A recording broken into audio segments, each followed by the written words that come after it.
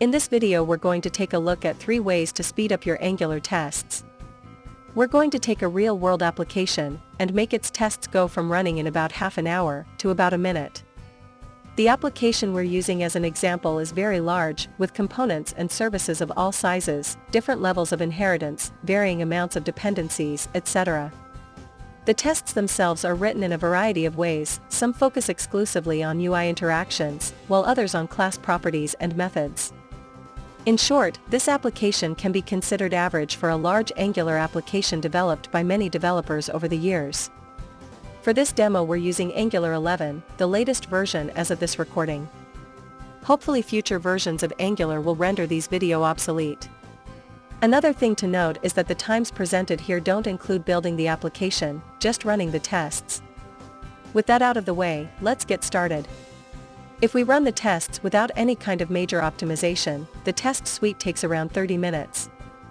The easiest optimization to make is to clear the browser's page styles after each test file. As your test suite grows, the browser has to work harder with the ever-increasing number of styles from the components that are loaded. To do so, go to the test.ts file at the root of the source folder. At the end of the file let's add a custom Jasmine reporter. The suite_done method will be called after every describe block finishes. We want to clear the styles from the head element. If we run the tests again, now they take around 10 minutes. Not bad.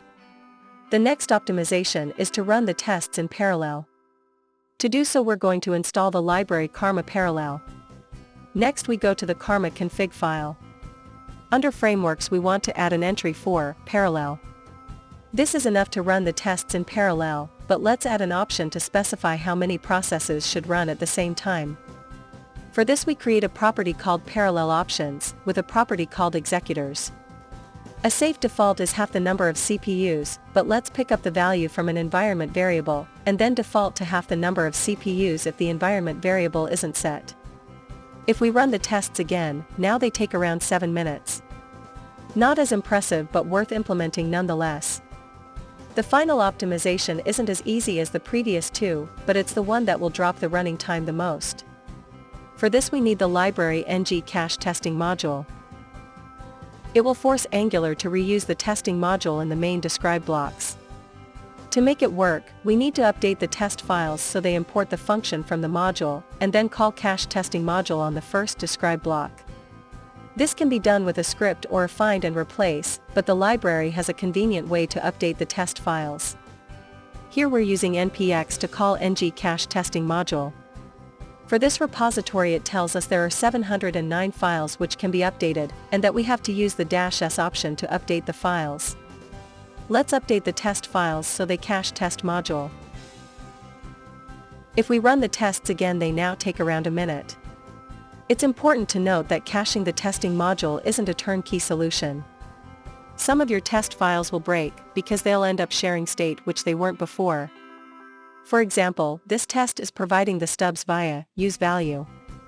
If we cache the module, then the tests will reuse the same value for this dependency. There's a good chance this won't affect your tests, but if it does, you can fix it by using a factory. Here we just wrap the stub object in a function, and then use the function in the factory. A good way to introduce caching test modules into your project is by applying it to all your tests and remove it from the ones that break. Then start applying them to your test files, starting from the biggest. Another thing to note is that caching the test modules may not help if your dependencies are simple, or if your project is small. As a bonus, maybe you don't need to run all the tests. As you're developing, the most common scenario is to focus on your changes. You can force Jasmine to only run a specific test suite by using fdescribe. In this case it only runs the tests in this describe block. This has 2 drawbacks though. The first one is that it first compiles the entire application just to run this test file. The second one is that you have to remember to remove these f's from the files before you submit your changes. One solution is to use the library autof. It forces Angular to only compile the files relevant to the files modified in Git. It's like using fdescribe automatically on the files you're working on. To use autof, we install it as a dev dependency. Then we go to the Karma config file. Require autof. And finally call autof with the configuration. Now if we run the tests, it only compiles and runs the files relevant to the ones modified in Git. In this case it only runs 4 tests. That's all for now. If you found this video helpful, check out the SimonTest extension for VS Code.